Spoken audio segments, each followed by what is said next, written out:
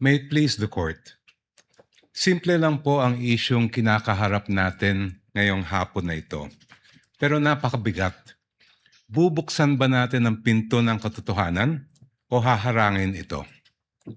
Ang hiling ng prosecution ay mailabas ang buong katotohanan so that this court may know the truth, the whole truth, and nothing but the truth, and make its decisions based on that. That is why we have requested the issuance of subpoena duces tecum for the bank records, tax records, and anti-money laundering council reports relating to Vice President Sara Duterte and her husband, Attorney Mans Carpio. Sa pamamagitan nito, may lalahad ang buong katotohanan tungkol sa mga alegasyon sa Article 2 ng Articles of Impeachment. Una, na pinayaman ni Vice Presidente ang kanyang sarili ng labis-labis sa kanyang legal na sahod at lehitimong kita bilang isang lingkod bayan. Pangalawa, na meron siyang mga ari-arihang hindi dineklara sa kanyang Statement of Assets, Liabilities, and Net Worth. At pangatlo, na habang siya ay nanunungkulan bilang Vice Presidente, nakibahagi siya sa negosyo, directly or indirectly, kahit ipinagbabawal ito ng ating konstitusyon. Sasabihin marahil ng depensa na walang kapangyarihan ang hukumang ito na busisiin ng mga bank records, tax records at AMLA reports ni VP Sara. With all due respect, that argument is not only legally flawed, it is an affront to the authority of this honorable court. Kung tatanggapin po natin ang argumentong ito, hahayaan natin maliitin at insultuhin ang hukumang ito. The Constitution, Your Honors, please, vests this impeachment court with extraordinary powers. Tanging ang hukumang ito lamang ang may kapangyarihang magpasya kung ang mga pinakamataas na pinuno ng ating bansa ay karapat-dapat pa rin manungkulan. Because this power comes directly from the Constitution, no one, no person, no law, no administrative rule can limit or supersede it. I repeat, nothing and no one can handcuff this court's power to try and decide this impeachment case. Kahit ang bank secrecy law po ay sumusunod at tumatalima sa impeachment court. The law explicitly states, and I quote its pertinent portions, all deposits are hereby considered as of an absolutely confidential nature except in cases of impeachment. Walang kaduda-duda, may karapatan at kapangyarihan ng impeachment court na busisiin ang mga bank records ni VP Sara. Hindi rin po hadlang ang Data Privacy Act. The law itself affirms that confidentiality shall not apply, and I quote, should the personal information be needed pursuant to a subpoena duly issued. Muli, walang kaduda-duda. May karapatan at kapangyarihan ng impeachment court na ipasubpoena ang mga dokumento ni VP Sara Duterte. Pero sabi po ng kampo ni Vice President, irrelevant daw ang mga bank records, AMLAC reports at BIR records.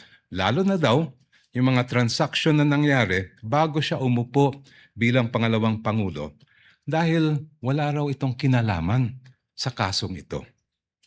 The prosecution respectfully but vehemently disagrees.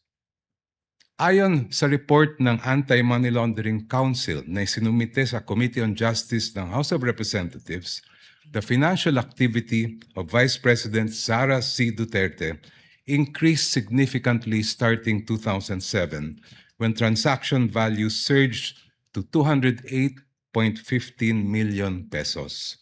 According to this report, which is marked as Exhibit P-2-7-8, I quote, financial movements intensified between 2009 and 2013 with consistently high totals exceeding 400 million pesos, including notable peaks in 2009 704.93 million pesos, 2010, 648.58 million pesos, and 2011, 597.15 million pesos. Si VP Sara po ay nanungkulan bilang Vice Mayor ng Davao City mula 2007 hanggang 2010. Naglingkod naman siya bilang Mayor ng Davao City mula 2010 hanggang 2013. From 2007 to 2013, ayon sa records ng AMLAC, lumampas sa 3 billion pesos ang kanyang financial activity. May kinalaman ba ito? Ito ba ay relevant sa Article 2 ng Articles of Impeachment, which alleges, among others, that VP Sara betrayed the public trust and culpably violated the Constitution when she amassed unexplained wealth manifestly disproportionate to her lawful income? Para sa prosecution, malinaw ang sagot. The Vice President's financial activity as Vice Mayor and Mayor of Davao City relates directly to the main fact in issue in this case, her fitness or unfitness to serve as Vice President. Let me explain. The framers of the 1987 Constitution added betrayal of public trust as a ground for impeachment, and I quote, to include all acts which render the officer unfit to continue in office. For this honorable court to determine whether VP Sara Duterte is unfit to continue in office, it must have a clear picture of the respondent as a public servant. Kailangan makita ng publiko at ng mga senator judge ang tunay na kulay ng vice-presidente at larawan ng kanyang buong pagkatao bilang isang lingkod bayan. If she amassed staggering amounts of unexplained wealth while she was a vice mayor and mayor, doesn't that say a lot about her unfitness to serve as a vice president? Isn't that relevant to the question this court must resolve at the end of this trial of whether or not the vice president betrayed the trust given to her by the people? From what I have gathered and read, Your Honors, please, this is not the first time this court has been confronted with this issue. Sa impeachment ni dating Chief Justice Renato Corona, tinanggap ng hukumang ito ang mga ebidensyang nakalap bago pa man siya naupo bilang punong hukom. I believe it was then Senator Judge, now presiding officer Francis Escudero, who raised the question, will the impeachment court consider only Corona's acts as Chief Justice? This after observing that some exhibits predated his appointment as Chief Justice. This matter was taken up in caucus, after which this court decided to allow such evidence. When Philippine Savings Bank President Pascual Garcia III testified before this court in the same Corona trial, he refused to answer the question of then-Senator Judge Franklin Drilon on the starting balance of Corona's 2 peso-denominated accounts.